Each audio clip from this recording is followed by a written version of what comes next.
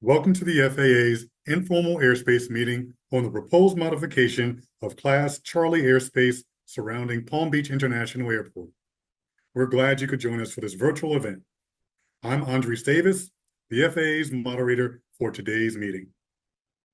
The purpose of this meeting is to gather additional information to be considered in developing the proposal. These meetings provide interested parties an opportunity to present views, recommendations, and comments on the proposal. Please note that the proposed modification would not affect the number of aircraft in the area and would not change the flight paths or altitudes at which aircraft operate. Instead, these modifications are designed to better manage and communicate with aircraft operating within Palm Beach airspace. As a result, the proposed modification will increase safety and reduce the risk of conflicts between aircraft for every pilot during all operations. Here's our agenda. The meeting will start with the FAA's detailed presentation of the proposed Palm Beach airspace design, followed by presentations and comments from the attendees who registered in advance to speak. Afterwards, our panel of experts will hold a question and answer session.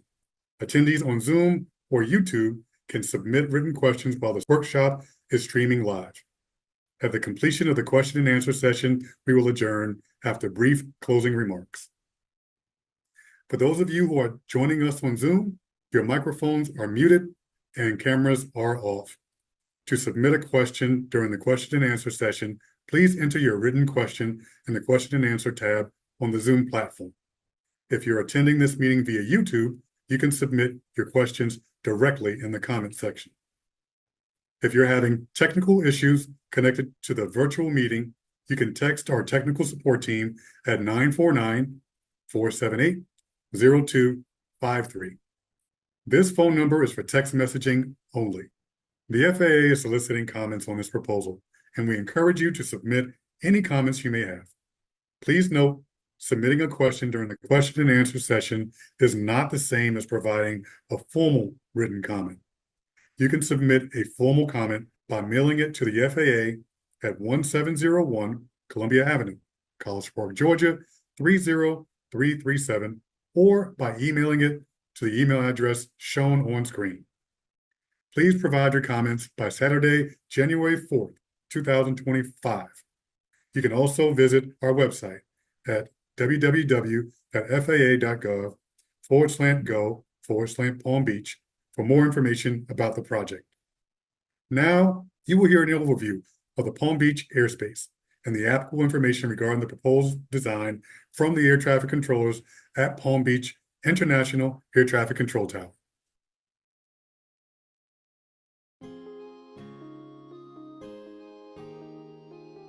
Palm Beach County is home to over 1.5 million residents and boasts over 2,500 square miles of land. As the third largest county in Florida, Palm Beach has seen a steady increase in growth and development for the past several years. Due to its year-round warm weather, brilliant golden sandy beaches, and vast opportunities for outdoor activities, Palm Beach has become a popular vacation destination for people across the country. Palm Beach Air Traffic Control Tower is a Level 9 tower and terminal radar approach control facility, or TRACON. It operates 24 hours per day, 7 days per week, with Class C airspace. The airspace serving Palm Beach International Airport, or PBI, covers a large area some 95 miles from north to south and approximately 55 miles wide. Altitude limits vary between surface to 12,000 feet and surface to 5,000 feet. The Air Traffic Control Tower and TRACON are located at Palm Beach International Airport and provide air traffic services to 5 towered satellite airports. Adjacent facilities include Miami Air Route Traffic Control Center, Miami Tower TRACON, and Orlando TRACON. Palm Beach experiences a robust mix of aircraft, including scheduled air carrier, air taxi, air cargo, corporate, military, and general aviation aircraft. As one of the fastest-growing aviation markets in the United States, Palm Beach Air Traffic Control Tower and TRACON traffic is at an all-time high. with more congestion of both participating and non-participating aircraft in close proximity to the PBI Class C airspace. From March 2020 to March 2023, PBI traffic increased by 33%. 88% of this traffic consisted of Instrument Flight Rules, or IFR, itinerant traffic. Palm Beach airspace traffic increased by 23.3% over the same time frame. Since 2013, Palm Beach air traffic has steadily increased by over 54%, with the exception of the years of the COVID pandemic. The majority of PBI traffic comes from the northeast portion of the United States, which requires a 2 to 3 hour flight time for most modern jets. Palm Beach also sees a high volume of arrivals from the southern states along the Gulf Coast and from the Caribbean.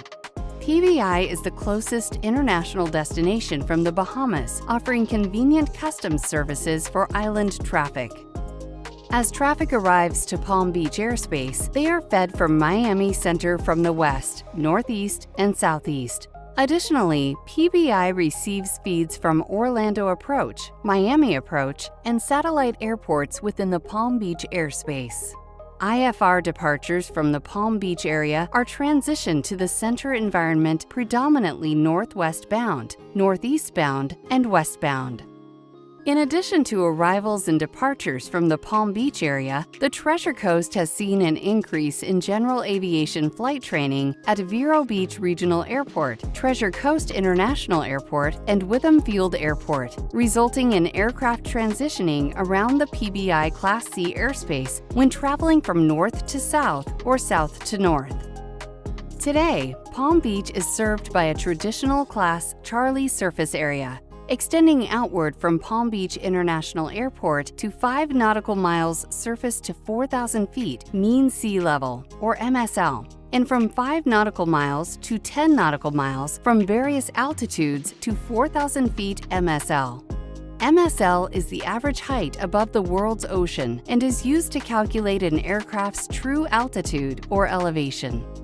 So why are we proposing this change? Between 2022 and early 2023, the FAA Air Traffic Safety Action Program received numerous reports from air traffic controllers related to situations where non-participating aircraft came in close proximity to participating aircraft while being vectored to the final approach course to Palm Beach. In this example, Delta 1527 and Airbus 321 was inbound to Palm Beach International Airport.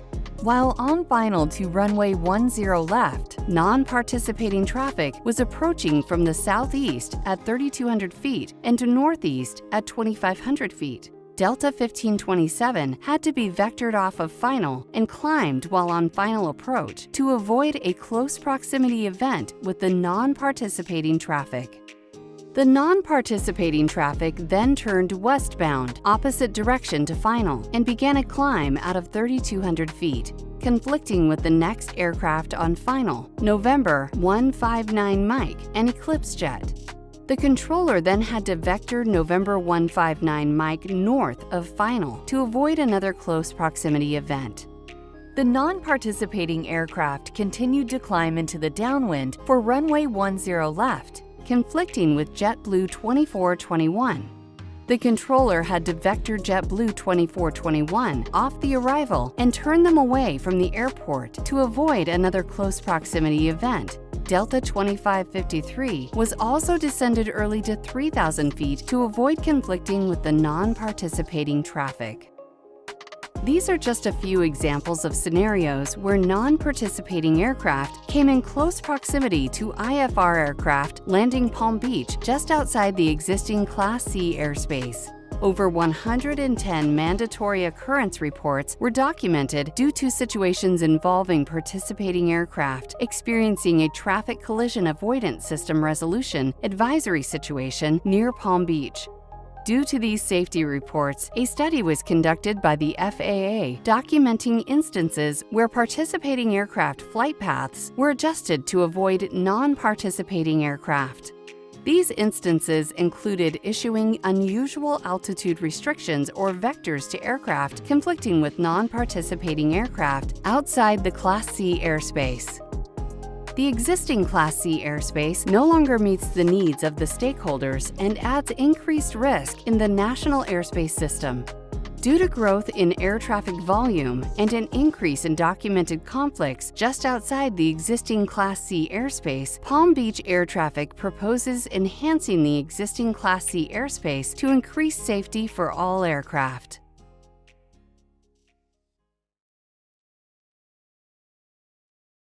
Hi, I'm Ravel Savage, Operations Manager and Air Traffic Controller at Palm Beach Air Traffic Control Tower in Tracon. In the next few slides, I'll provide a basic overview of Palm Beach International Airport and surrounding airspace operations. Palm Beach International Airport is a commercial service airport located on the east coast of Florida between the cities of West Palm Beach and Lake Worth. The airspace at Palm Beach is Class Charlie. Palm Beach serves commercial air carriers, general aviation aircraft, and military operators. The airport offers over 320 daily arrivals and departures to destinations in the U.S., the Caribbean, and other international destinations. The runways at Palm Beach were built to align with the prevailing wind direction in the area. To operate safely, aircraft typically take off and land into the wind. You will see numbers on the runway. Those numbers indicate compass headings the aircraft is facing as it lands or takes off. For example, runway 10 left and 28 right is 100 degrees in one direction and 280 degrees in the other. Parallel runways that have the same compass heading carry the designation L for left and R for right to distinguish them. Palm Beach is equipped with two parallel runways designated runway 10 left and 28 right and runway 10 right and 28 left. The predominantly used runway at Palm Beach is runway 10 left and 28 right due to the length and width of the runway. Runway 10 right, 28 left is only utilized for smaller general aviation aircraft, usually powered by a single engine. A third runway, designated runway 14 and 32, intercepts runway 10 left and 28 right. The selection of the runway in use is managed by FAA Air Traffic Control and is dependent on wind direction and other operational factors. An east flow operation would utilize runways 10 left, runway 10 right, and 14. A west flow operation would utilize runways 28 right, 28 left, and 32. Within 20 nautical miles, or NM, of Palm Beach International Airport, there are a mix of private and general aviation only airports that do not have air carrier activity. These airports consist of Palm Beach County Park Airport, also known as Lantana Airport, Wellington Aero Club Airport, Willis Glider Port, North Palm Beach County General Aviation Airport, also known as North County Airport, Boca Raton Airport, and William P. Gwynn Airport. There are several flight schools based at Lantana Airport and North County Airport for both fixed-wing aircraft and helicopters. Numerous flight operations occur within this area by non-participating VFR aircraft flying under visual flight rules or VFR conditions. A non-participating VFR aircraft is an aircraft that is not receiving air traffic control services. VFR refers to aircraft being flown visually, and pilots do not need to communicate with air traffic control unless required. The FAA directs traffic through three-dimensional airspace, which is divided into airspace classes. The four primary categories of airspace are controlled, uncontrolled, special use, and other. Controlled airspace include classes A, B, C, D, and E. For our purpose today, we'll focus on Class Charlie and Class Delta. In controlled airspace, air traffic control services are provided to instrument flight rules, or IFR flights, and to visual flight rules, or VFR flights, in accordance with the airspace classification. In Class Charlie airspace, aircraft must be equipped with a two-way radio and must establish communication with ATC prior to entering this airspace. A transponder with altitude reporting capability and ADS-B out is required to operate in and transition above the Class Charlie. Air traffic service and separation are provided to IFR and VFR aircraft. In Class Delta airspace, aircraft must also be equipped with two-way radio and must establish communication with ATC prior to entering this airspace. No separation services are provided to VFR aircraft. The following slides present graphics depicting the current and proposed Palm Beach airspace, which we will individually review. We will also provide an overview of flight operations into and out of Palm Beach Airport. The FAA has conducted an extensive study on this issue, and the following graphics reflect the detailed work done to design the proposed airspace. This graphic shows the current airspace chart for Palm Beach International, which is Class Charlie, depicted by a solid garnet line, along with William P. Gwynn Airport and Boca Raton Airport, which has Class Delta airspace and are depicted by a dashed blue line. The current airspace for Palm Beach has an airspace ceiling of 4,000 feet mean sea level, or MSL.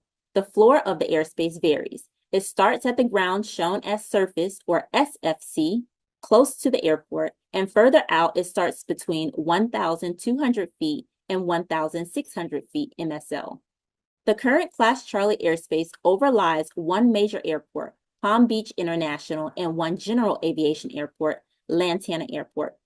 Boca Raton and William P. Gwynn Class Delta airports are located within 20 nautical miles of Palm Beach, and their airspace each start at surface and go up to 2,500 feet MSL. In December 2023, as part of the Class Charlie modification process, the FAA met with Palm Beach Class Charlie Ad Hoc Committee to explain the proposed airspace changes. The Ad Hoc Committee is a group of local airspace users established to provide input and recommendations on the design or modification of Class Charlie airspace areas.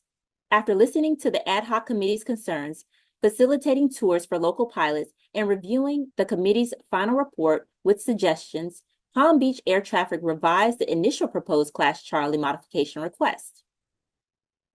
In November 2024, Palm Beach Air Traffic revised the initial proposed modified Class Charlie design.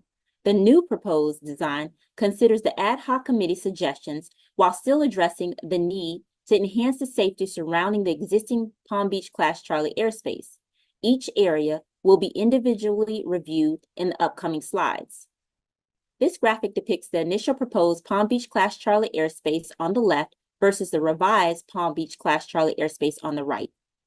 After reviewing and considering the Ad Hoc Committee's recommendations, the revised Palm Beach Class Charlie airspace was reduced in overall size, and the floors of the outer areas were raised in consideration of the Ad Hoc Committee's comments.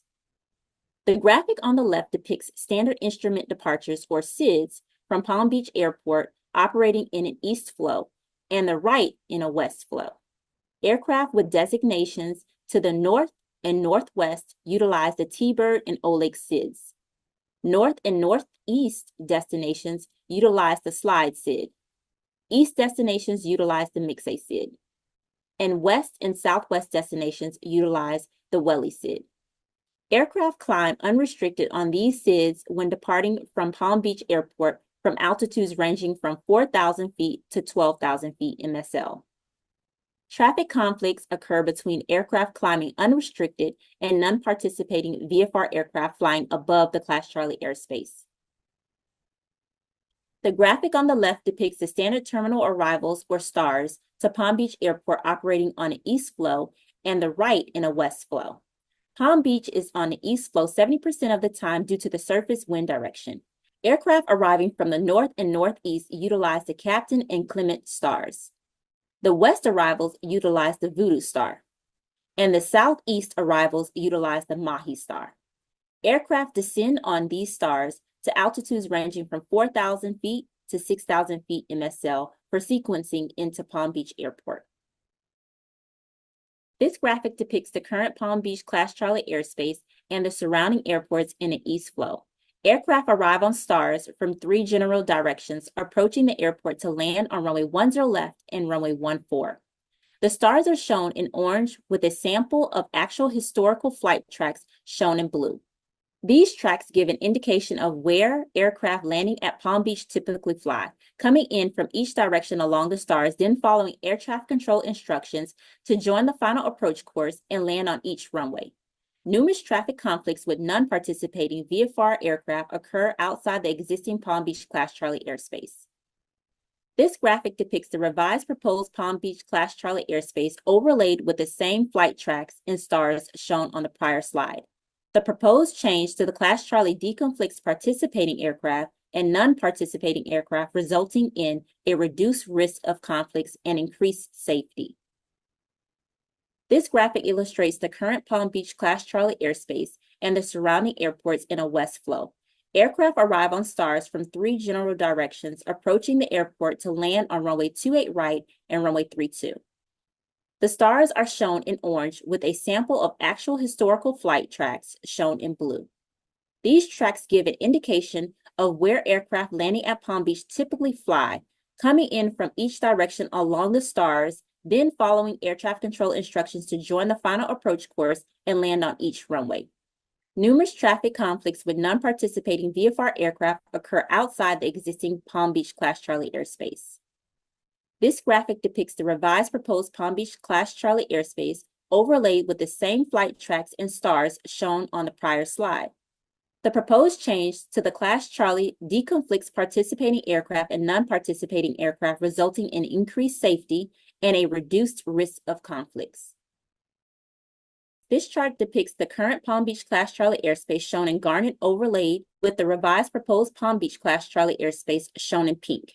Changes include ceiling of all areas raised from 4,000 feet to 5,000 feet MSL. The inner ring area A was expanded from 5 nautical miles to 6 nautical miles from the center of Palm Beach Airport, excluding area B. Area B was modified slightly to provide additional airspace for Lantana runway 10 and 28 arrivals and departures. Finally, areas D, E, and F were added to mitigate traffic conflicts between participating and non-participating aircraft. We will review each of the revised proposed Palm Beach Class Charlie areas individually, starting with Area A. Starting at the inner circle, this graphic portrays Area A, along with surrounding airports. First, the inner circle would increase from 5 nautical miles to 6 nautical miles, excluding the area surrounding Lantana Airport. Second, the airspace ceiling would increase from 4,000 feet MSL to 5,000 feet MSL. The floor of the airspace would still begin at the ground surface. Why are these changes needed? As illustrated in this graphic, aircraft landing at Palm Beach crossed the final approach waypoints Ribby, Realty, and Rumdy at 1,500 feet MSL and crossed Zeiser waypoint at 2,000 feet MSL. Expanding the radius from 5 to 6 nautical miles mitigates traffic conflicts between aircraft descending on the final approach course to Palm Beach from non-participating aircraft transitioning outside of Area A at 1,100 feet MSL. The increase in the ceiling height deconflicts aircraft transitioning overhead at 5,000 feet MSL, landing at Boca Raton Airport, Fort Lauderdale Executive Airport, and Pompano Air Park. Additionally, this design maintains the southern cutout of Area A to accommodate Lantana Airport traffic. This graphic shows the southern portion of Palm Beach Class Charlie Area B. The boundaries would be modified to align with Area A and follow roads for geographic references. The ceiling of Area B also will be raised to 5,000 feet MSL. These changes provide additional airspace for Lantana runway 10 and 28 arrivals and departures, as well as aligning the boundaries with the Florida Turnpike and Highway US 1. This graphic illustrates the Palm Beach Class Charlie outer ring, Area C. The ceiling would be raised to 5,000 feet MSL. Raising the ceiling of Area C deconflicts traffic climbing on their segment of departure from Palm Beach Airport. It also mitigates traffic concerns for aircraft arriving Palm Beach and transitioning overhead at 5,000 feet MSL from non-participating VFR aircraft. This graphic depicts the northwestern area of Palm Beach Class Charlie, Area D, with a floor of 1,600 feet MSL and a ceiling of 5,000 feet MSL. It would extend from a 10 nautical mile radius from the center of Palm Beach Airport to approximately a 15 nautical mile radius north of runway 10 left final approach course. The western boundary of Area D follows a canal for geographic reference. Why the need for this change? Arrivals landing Palm Beach from the north and east cross Dillman Waypoint at 3,000 and 4,000 feet MSL, heading westbound for sequencing. Arrivals are turned southbound in Area D, reference aircraft established on the final approach course heading eastbound from Gullah Waypoint. Aircraft turned southbound are typically issued a descent to 2,000 feet MSL to ensure vertical separation is maintained between aircraft heading eastbound on the final approach course descending to 3,000 feet MSL. The ceiling of 5,000 feet MSL would mitigate traffic conflicts between aircraft descending on the final approach course and flying westbound for sequencing from non-participating VFR aircraft. Numerous traffic conflicts occur between participating and non-participating VFR aircraft within Area D. Area E portrays the western area of Palm Beach Class Charlie airspace extending west from a 10 nautical mile radius from the center of Palm Beach Airport to 22 nautical miles. The floor of Area E would start at 2,600 feet MSL with a ceiling of 5,000 feet MSL. The northeastern boundary of Area E follows the canal for geographic reference. Why is this change needed?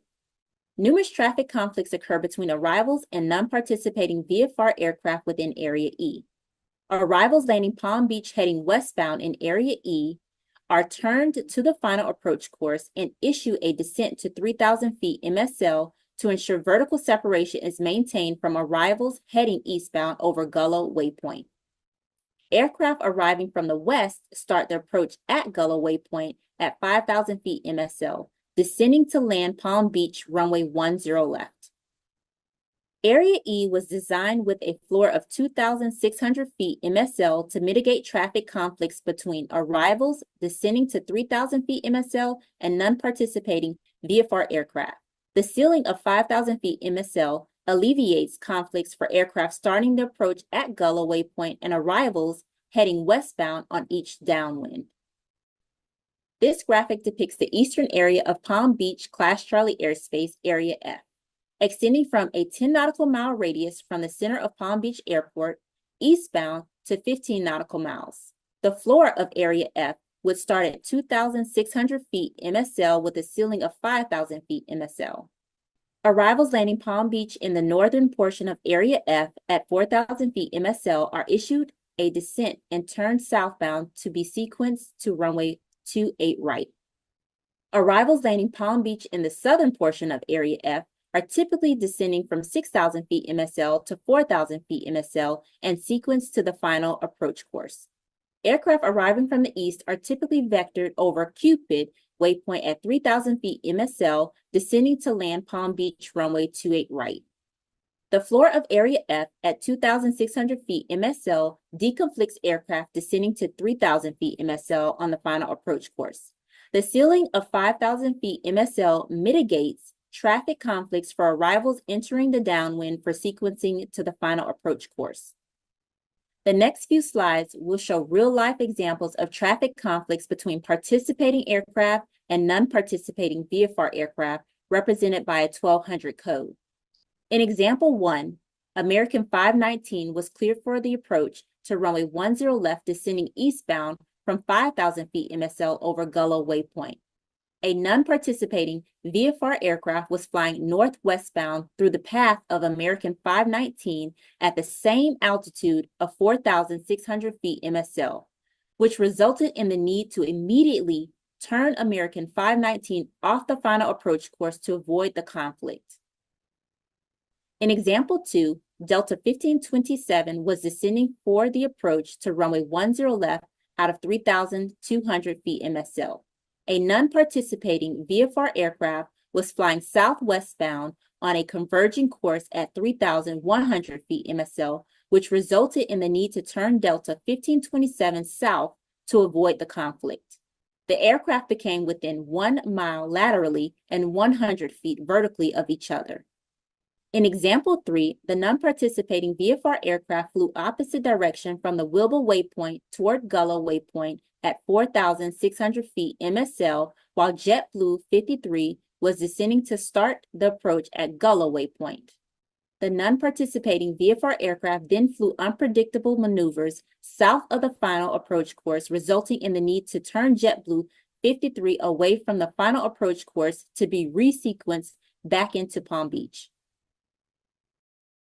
Hi, I'm Andres Davis, Team Manager for Airspace and Procedures at the FAA's Eastern Service Center.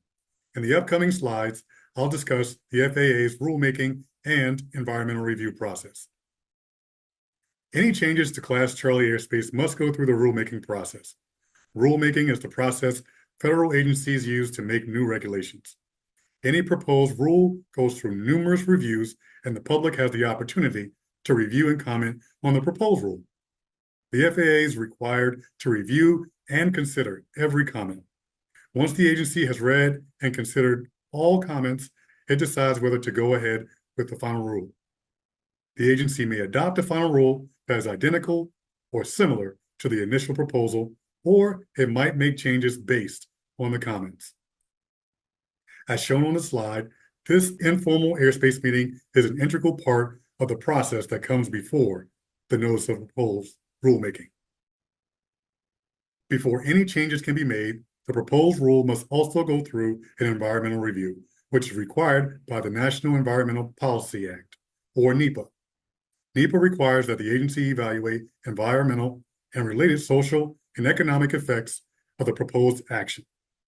The review includes a preliminary technical review, a preliminary environmental review, an internal review, and choice of appropriate NEPA review, which could include extraordinary circumstances and significant impacts. The graphic on this slide depicts the FAA's general NEPA processes for all projects. It is not specific to this project, but it will be applied to this project. We're about to begin the live portion of the meeting and the question and answer session with the expert panel. Here is a summary of the next steps in the process. Comments will be accepted until January 4th, 2025. The FAA will consolidate and review comments. The FAA will consider comments and incorporate pertinent modifications. The FAA will finalize the environmental review. Once the notice of proposed rulemaking has been published in the Federal Register, there will be a separate 60-day comment period. We encourage you to submit your written comments. You may do so by addressing them to the FAA via mail or via email to the address shown on the screen. Please submit your comments no later than January 4th, 2025. You can also visit our website at www.faa.gov/go/Palm Beach for more information about the project. Today's meeting is being recorded and will be available on FAA's website for future viewing.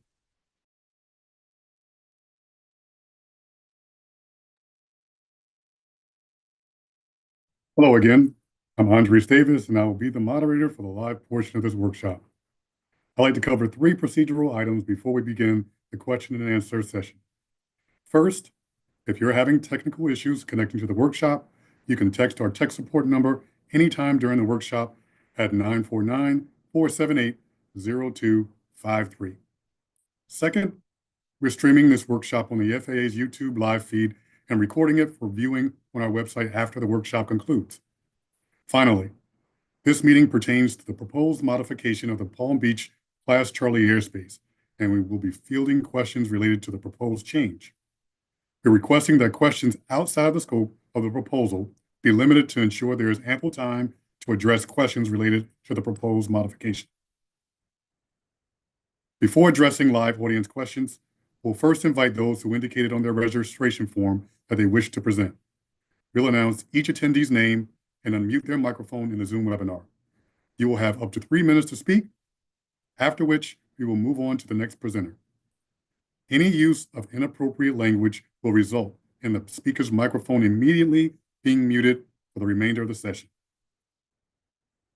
Our first presenter is Luca Bensini-Thibault. Luca, you have 3 minutes. Thank you very much.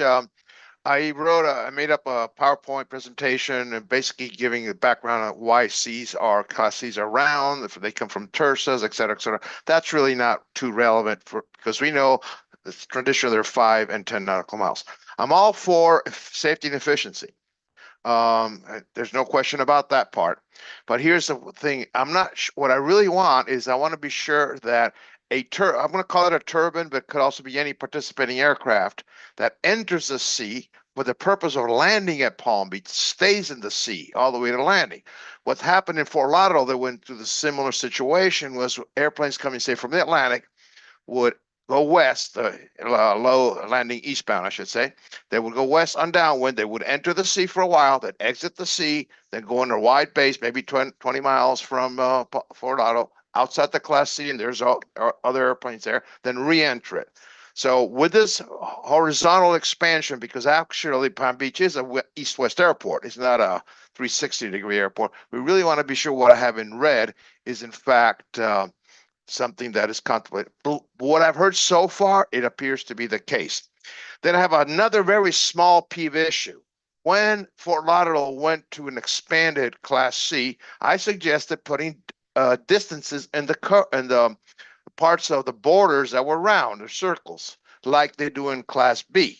And the only thing I heard back then was simply that, well, we're the airspace people. We're not the charting people. But right now I heard that the inner circle, the inner is now going to be 6 miles. And that's fine. No problem with that. From 5. But why not put 6 miles and 10 miles or whatever on the circle, the parts that are in circle? That's just a pet peeve of mine. But I was a little bit, taken aback when it wasn't my job, i.e., it wasn't the airspace people's job to chart it that way. That's all. I want to keep it simple. And so if what's in red, if it's in such a way that it's true, then I'm fine. I'm fine with it. Thank you. Thank you, Luca. The next presenter, we have Howard Greenberg. Howard, you have 3 minutes.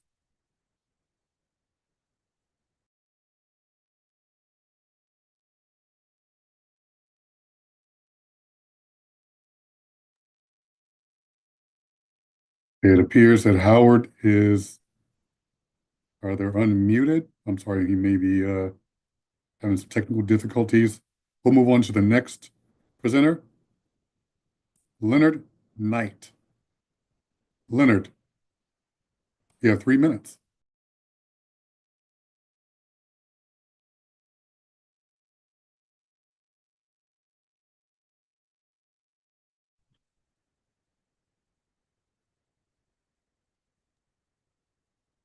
Okay. Leonard Knight. Well, we'll come back. The next person is David Johnson. David, you have 3 minutes.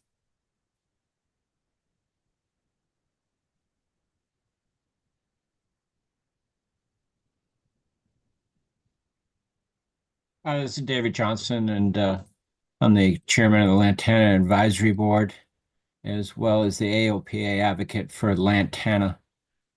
And my only comment was just kind of, we do a lot of flight training here at Lantana, and it's going to make it more difficult and force VFR traffic in the southwest quadrant, and will cause a little bit of a safety issue because of all that traffic and training traffic that's intermixed with all the other airports to our south.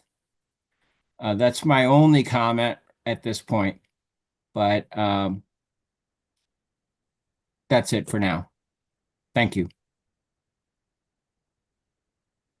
Thank you, David. We'll go back to Howard Greenberg. Howard, you have 3 minutes. Okay, can you hear me? We have you loud and clear. You have Okay, 3 good. minutes. Let me share my screen, and hopefully you're seeing the slide that's full screen, the title slide. Are you seeing that? I don't think you have the ability to share. Oh, You would okay. have to I send know that prior to. Luca did that. So I thought I had the ability to share my screen. Okay, then I'll just go through my comments real quick. We're with the Boca Raton Pilot Association, and I've been flying out of Boca Raton for, probably almost 40 years.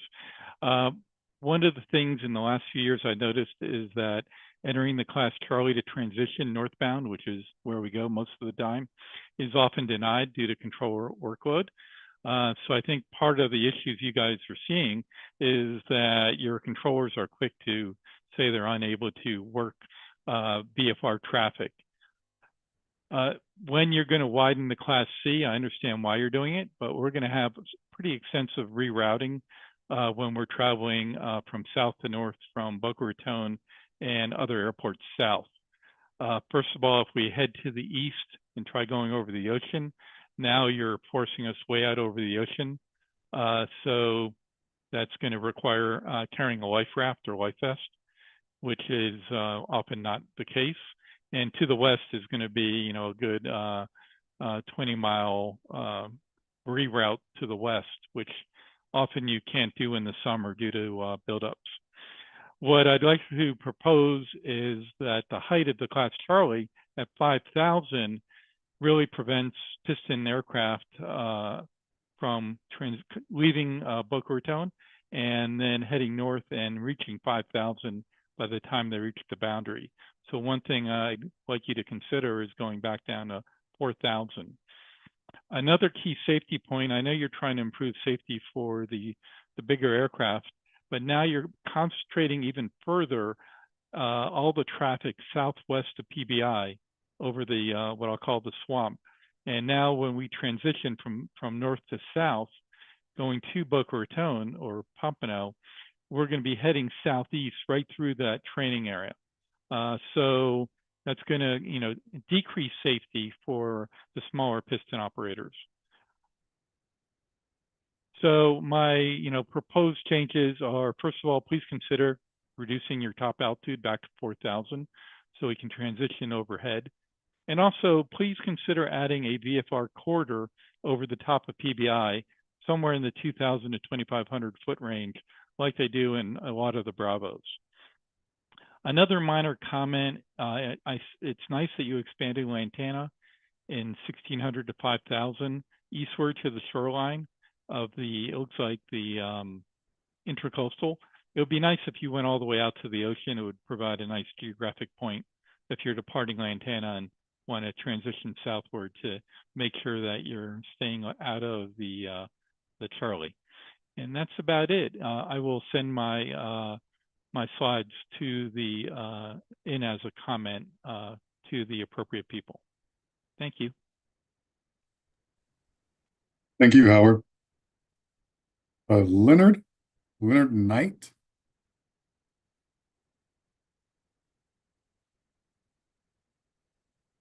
Okay. Leonard Knight. Okay. Well, we'll move on. And thank you, all those who provided their comments. We definitely appreciate it. That concludes our presentations for today. Next, we will move on to the live question and answer session to address the questions we are receiving from Zoom and FAA's social media platform. At this time, I'd like to introduce our panelists, Andrew LaCroix, Mark Zviglia, and Ryan Warren. Welcome, panelists, and thank you for representing your facility.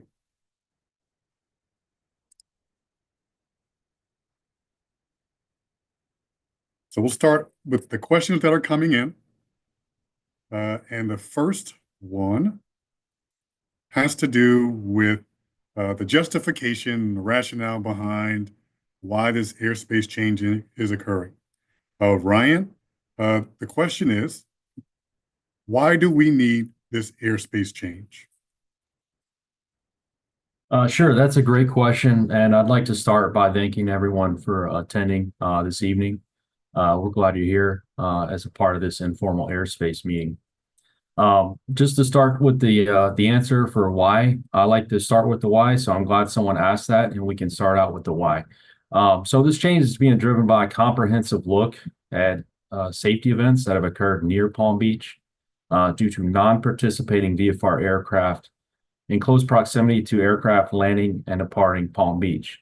I'd also like to add this effort is a collaborative effort with our subject matter experts, namely the air traffic controllers at Palm Beach, our regional partners who are experts in airspace, and to a large degree, our local pilots and users, our stakeholders. During our last ad hoc meeting last December. We listened to all the comments, and we've incorporated many of the suggestions into the design that you see today. But just to go into further on the why, can you bring up a PowerPoint slide showing the arrivals landing on an east operation with the Class C? Thank you. So as you can see on this slide, the arrivals are shown in blue. They flow to Palm Beach from 3 directions on 4 different stars. So as you can see, the majority of the arrivals that land at Palm Beach on a typical day, they're flying outside the Class Charlie airspace. These are some of these areas where we're seeing these safety events are most congested, and we're having issues with the non-participating aircraft. So this is really about the predictability. In order for us to get that predictability, we want to talk to those airplanes. So conflicts typically occur in this area near Gullo and along that downwind. As you see, we have similar issues on a west flow as aircraft are coming in. So the proposed Class C expansion will enhance the safety, flight efficiency. It'll ensure that all aircraft operating within the confines of the Class C airspace are talking to our air traffic controllers. We need to talk to those airplanes in the most congested areas. So that'll give us the ability to more precisely monitor arriving aircraft and departing aircraft. This is about communication and predictability in our most congested areas of the airspace. So this additional level of safety will reduce the amount of conflicts between aircraft in the vicinity of Palm Beach, and it'll also mitigate risk. Well put, Ryan. I appreciate that. Very comprehensive response. The next question is similar, but Mark, if you don't mind helping me out with this question, why do we need this airspace change? All right, and I just want to reach out to Howard. I did receive your PowerPoint, so thank you for submitting that. It is received. All right, so why can't we leave operations the way they are? It's simple. Everyone knows that South Florida has seen tremendous growth in the last decade. And with that growth, we've also seen a tremendous growth in aviation, both general aviation and commercial aviation. As the general aviation and commercial aviation expand, things become heavier volume and they become more complex. We recently went through an airspace change back in Metroplex a few years ago, and just trying to accommodate all these different volume areas, it's getting very complicated. So what we do in the FAA is we have a quality assurance, quality control process where we look at safety data, safety events. We do this through a variety of mechanisms, through what they talked about in the video with ADSAP, with the controllers reporting. We have QC, operational skill assessments, and we also have mandatory occurrence reports. And we take all that data collectively, and we try to determine what metrics are going to lead us down a certain path. So we look for trends, either in the right direction or the wrong direction. In this case, what we're seeing is the safety events are increasing. So that's the whole purpose of this proposal, is to get more predictability, like Ryan was talking about, and be able to communicate with those pilots more so we can have a safer overall operation. And that's the purpose of the air traffic system, is a safe and efficient operation for everybody. Can we pull up, I think it's board 44. I'll give you a quick example here. All right, so in this example, we can see JetBlue 53. He's coming in, as the video also mentioned, we're on an east operation about 70% of the time. So as JetBlue is coming into runway 10 left, he's descending on the final approach course. There was, in this case, a VFR aircraft just outside the existing Class Charlie today at 4,600 feet. And this required the controller to not only vector JetBlue off the final approach course and to the north, which then, if there was traffic on the downwind, would conflict with the downwind traffic. But you can see the flight path of that aircraft. Looks like he might be doing some kind of flight training on the 1200 code. So if the controller has that knowledge and can talk to that aircraft, we're not going to prohibit the flight training, but we may ask them to do it maybe a few miles south of the final approach course so it doesn't interfere with the final. And that's the communication piece we need, is to know what the pilot's doing. So if we need to, we can give a control instruction. Let's go one more example, board 43, the one before this.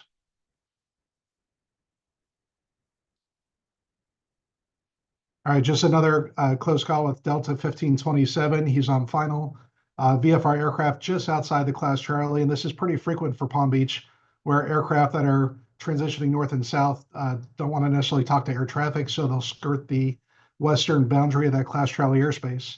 In this case, co-altitude with where Delta was, which created that we call it a traffic alert, but the CA that's in red, that usually requires if they get in too close proximity, we have to give a traffic alert, and then also potentially the pilot will have to climb or descend based on their TCAS equipment. In this case, the controller had to break off Delta to the south and climb them, and then eventually get them established back on final. So once again, a very preventable safety event that we're looking forward to try to be able to talk to that aircraft so we know exactly what they're trying to do. And if we need to, we can issue a control instruction. And Mark, in those cases, what I believe I understand is that when those situations occur, the controller's eyes are focused on one area versus the whole scope of what's happening in front of them. Do you want to go into detail about that a little bit? Yeah, so based on the way the positions are sectored, the controller could be looking at a very small sector of airspace or a very large sector of airspace. And when the traffic alert goes off, there's an R alarm that will alert them that there's something going on within their airspace where two aircraft may be getting in close proximity. Normally, the controller will recognize it before the traffic alert goes off and make a control instruction to the pilot. But sometimes if the non-participating traffic is unpredictable in nature, or we're not really sure what they're going to do, the controller doesn't know how to react with the aircraft that is under air traffic control to either vector or climb or descend that aircraft to make sure they're going to deconflict with the non-participating aircraft. And adding more stress to an already stressful situation. So, okay, thank you, Mark. I appreciate that. We'll move on to the next question. And I'm going to ask Ryan to help me out here. This has to do with ADS-B in the class Charlie. Ryan, how does this airspace change affect requirements for aircraft to be equipped with transponders and ADS-B? Sure, that's a great question. Moderator, can you bring up the overview of the airspace, that slide that we had shown earlier? There you go. Okay, so the requirements for aircraft to be equipped with ADS-B, they're not changing, but with just the nature of this proposal with the airspace expansion, the area where ADS-B would be required is expanding.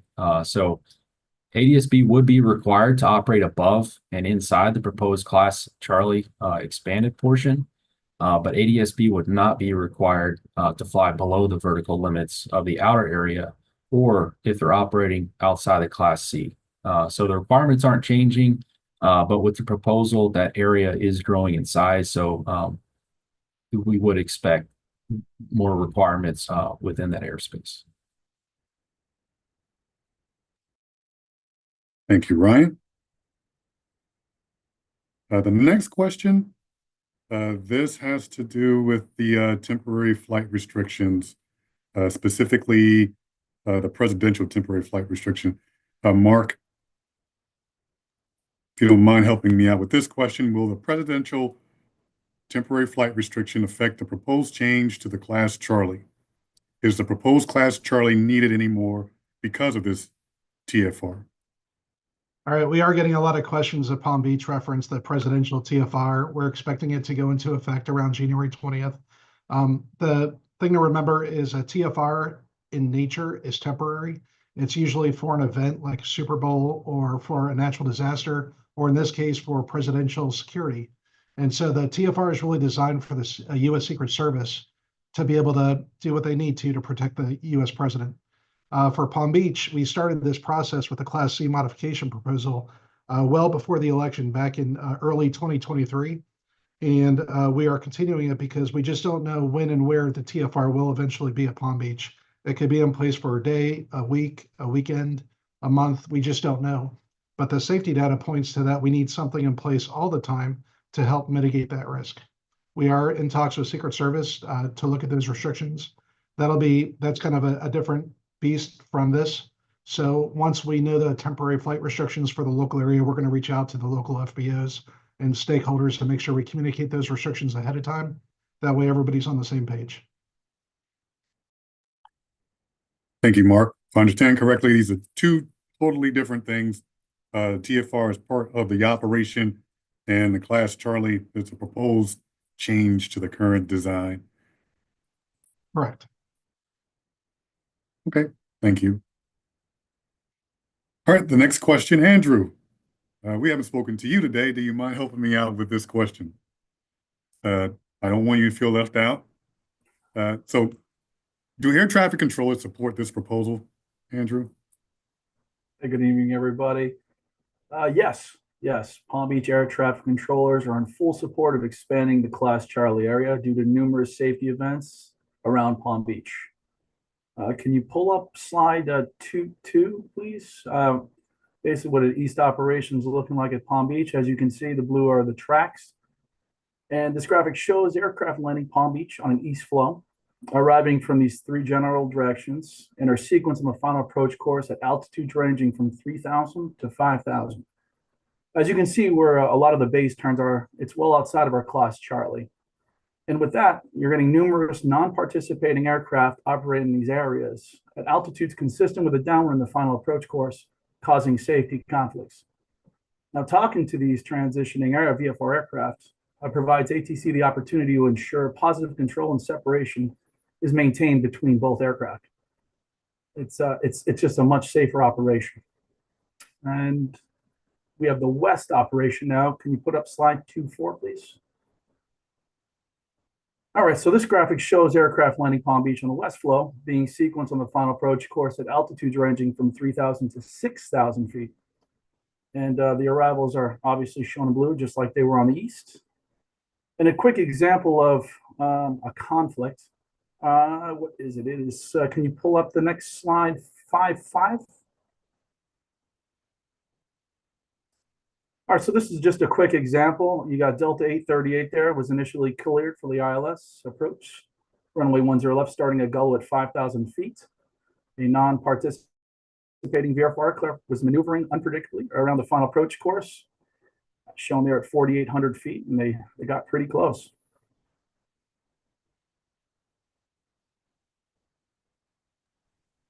So in essence, of course, the air traffic controllers support it because this is going to help you guys do your job and enhance safety. Absolutely. I mean, safety is the #1 key, and this definitely puts a stamp on safety. All right, thanks, Andrew. I appreciate it. The next question, will this presentation be available to the participants?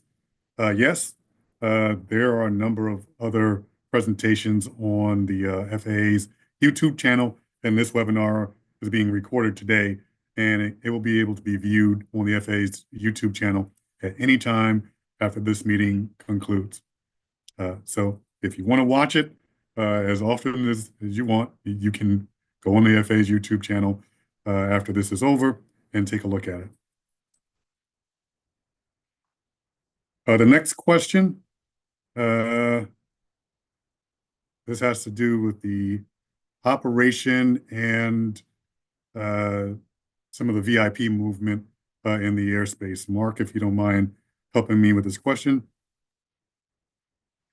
How are these changes related to President-elect Donald Trump traveling to and from Palm Beach County, if at all? To clarify, were these changes made in anticipation of Trump coming to and or from Palm Beach? All right, short answer is no, these are completely unrelated with the presidential TFR and the Class C modification proposal. Once again, as FAA, we're trying to be good stewards of airspace. So our intent is not to overly restrict general aviation or commercial pilots in any way, shape, or form. We're looking at safety data, and we're trying to use that to drive our decision and listen for the public input in order to develop the best proposal for everybody to enhance safety.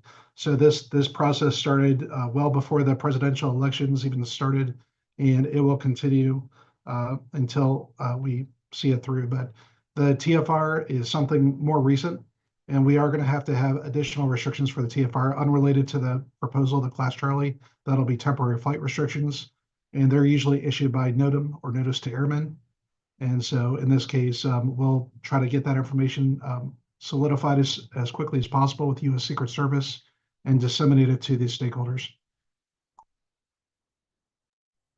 Thank you, Mark. And just to add a little bit more to that, this process is typically years in the making. And even with the initial conversations that we had with the ad hoc committee, which is an aviation community that we've provided this proposal to, there was still work even before then. So this has been years in the making, and the proposal has to do with conflicts, addressing some of the concerns in the airspace, not necessarily anything to do with VIP movement. So thanks, Mark. I appreciate that. The next question. This is for Ryan, and this has to do with the operation again. Question is, how is this just an airspace grab by the FAA to favor commercial air carriers at the expense of general aviation? I'll repeat the question. How is this not just an airspace grab by the FAA to favor commercial air carriers at the expense of general aviation? Ryan, do you mind helping me out here? Sure, not at all. So yeah, this change really boils down to safety. It's driven by a comprehensive look at, safety incidents around Palm Beach and some of our most congested areas, where we see non-participating aircraft conflicting with arrivals into Palm Beach, or in the case of the raising the ceiling up to 5,000 with that arrival stream going to Boca, Fort Lauderdale, Executive, and Palm Beach. But specifically for the question about Dillman crossing at 4,000, so we typically cross Dillman at 4,000 there. That's in a waypoint on the star from the northeast for runway 10 left. So they typically cross at 4,000, and then shortly after descend down at 2,000 to set themselves up and configure for landing. If they're extended on the downwind, they could also go down at 3,000 feet before turning to join the final approach course. But again, this is based on a multitude of factors, weather, other aircraft in the vicinity, and sometimes pilots just want lower, and we accommodate those requests as needed. So aircraft may need to be issued a descent to avoid non-participating aircraft, for example. And so they may not always cross Dillman at 4,000, but that's certainly the norm. And just with this change in general, it's not geared towards one specific group of stakeholders. This is for safety of all the users, including the non-participating. We care about those aircraft as well. And we've taken due diligence in listening to those pilot groups and updating our initial proposed airspace design. And Ryan, what I hear you saying is you guys have taken a holistic look of the operation and not a specific look at just GA or just industry. This is a holistic look of the airspace, its users, and you even reached out to the aviation community in the last phase. That's absolutely correct. We took all of their input in good faith, and we've made significant changes to the initial proposal in the second iteration that you see today. And that was largely based on the suggestions and concerns from the local pilot community, and namely mostly GA that participated in that ad hoc. We did listen to everyone, but there was a large presence for the GA aircraft. Thank you, Ryan. I appreciate it. There is another question, and I'm going to try to summarize this particular question. And Andrew, if you don't mind helping me out, this question has to do with some of the techniques being used on the control room floor So I'll ask two different questions to try to summarize what we have here. So the question is, why not just have the controllers properly use the arrivals and approaches that exist to ensure separation? And why is the FAA using these practices as an excuse to engage in an airspace grab that harms general aviation? Andrew, you want to take a shot? Yeah, absolutely, sure. All right. So the aircraft are routinely vectored outside of the current class Charlie at altitudes ranging from 3,000 to 5,000 feet using standard terminal arrivals. ATC sequences aircraft to join final approach course based on known traffic already established on final and other unknown VFR traffic. Now, if you want to pull up slide 5.5 once again, just for an example, are you able to do that, moderator?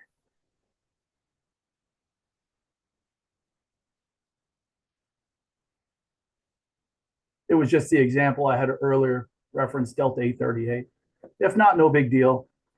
It's just another example of, as you can see, yes, Delta maybe at 4,500. He was instructed across at 5,000, which is standard protocol for Gullo. That is where we would clear him at 5,000. So he was, in fact, in the proper spot. You see him just west of Gullo at 45 because approach canceled, the approach controller canceled clearance, and obviously started descent because of that 4,800 footer non-participating VFR aircraft. Again, due to safety events in these areas at this common altitude use, the airspace change is needed.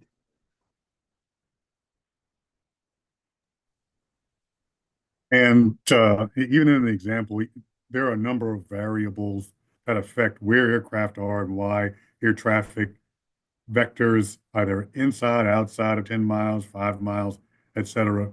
You want to talk a little bit about that, Andrew?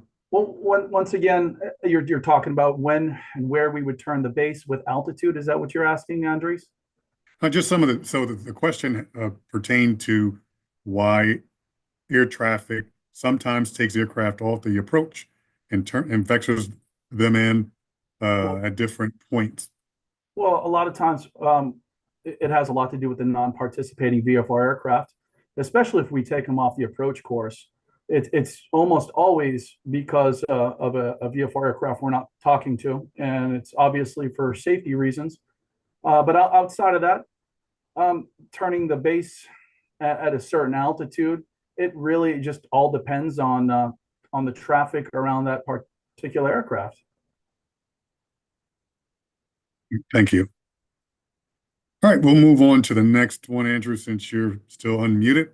If you don't mind taking this next question. How would this affect commercial plane traffic to and from Palm Beach? The proposed Class Charlie modification will not cause a change in how commercial traffic fly to or from Palm Beach. It will increase the area where pilots need to communicate with air traffic. I think what we've said a couple of different times is really this is about communication and not trying to keep aircraft out of the airspace. I think we'll say that probably a few more times throughout this presentation. So, all right. Thank you, Andrew. I appreciate it. Thank you. All right. This next question has to do with the proposed design and some specific areas.